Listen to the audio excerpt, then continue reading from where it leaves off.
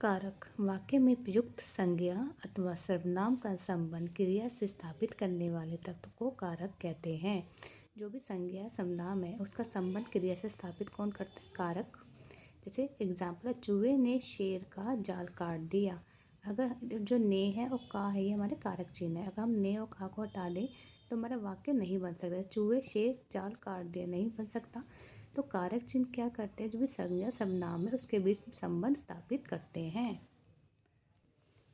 कारक के आठ भाग होते हैं। कर्ता ने कर्म को करण से, संपादन के लिए को, अपदान से यानी अलगाव का भाव आ जाता है यहाँ पे, संबंध का, के, रा, रे, री, अधिकरण में और पर, संबोधन हे, ओ, अरे, ये सब कौन से संबोधन आ जाते हैं।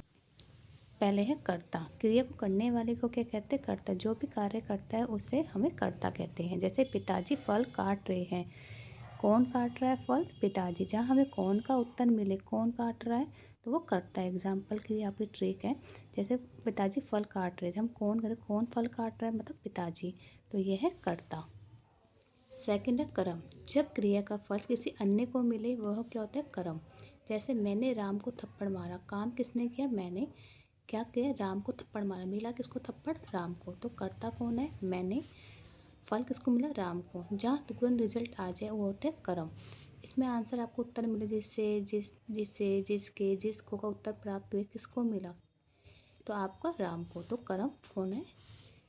तो कर्म में क्या आपको देखना है? जिससे जिसके जिसको उत्तर मिले वो है कर्म।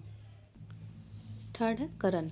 किसी भी क्रिया को संपन्न करने के लिए जिस भी साधन का, इंस्ट्रूमेंट का यूज़ किया जाता है उसे करण कहते हैं। जैसे माँ ने चाकू से सब्जी काटी। क्या काटी? सब्जी काटी। माँ कौन होगी? कर्ता, काम करने वाली। क्रिया क्या हो रही? काटने की। किससे काटी? चाकू से। तो चाकू क्या है? करण। संपादन, जहाँ किसी से लेने की भावना है, किसी को कुछ देने की भावना है, कुछ लिया जाए, वह संपादन कारक होता है। एग्जाम्पल, मैंने भिखारी को कंबल दिया। क्या किसको दिया? भिखारी को कंबल दिया। देने की भावना है। राजा ब्राह्मण को दान देता है, तो ये है देने की भावना, तो ये संपादन है। संपादन कारक क्या होता है? निकलने का भाव, डरने का भाव, सीखने का भाव, शर्माने का भाव, तुलना का भाव, अलग होने का भाव, हानि का भाव। जहाँ पर यह स्थिति हो उसे अपादान कारक कहते थे। पेड़ से पत्ते झड़ते हैं, या अलग होने का भाव है, क्योंकि पेड़ से पत्ते निकल के वापस चिपक तो सकते नहीं है।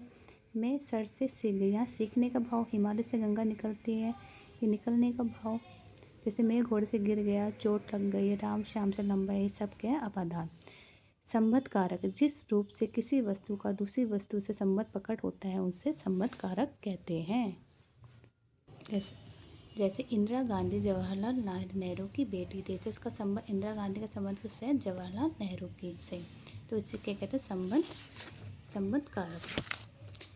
अधिकरण। अधिकरण क्या होता है? संज्ञा के जिस रूप में क्रिया के आधार का बोध होता है उसे अधिकरण कहते हैं। जैसे बंदर डाल पर बैठा है। कहाँ पर बैठा है? डाल पर। तो ये क्या होगा? बंदर डाल पर बैठा है। तो जहाँ पर आए, में आए, तो वो अधिकरण कहलाएंगे। अलमारी में कपड़े रखे हैं। अलमारी में कपड़े रखे हैं, तो अधिकरण।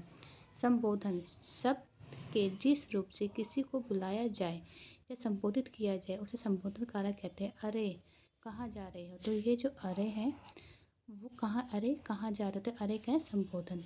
हे राम, तो हे राम, हे क्या है? संबोधन।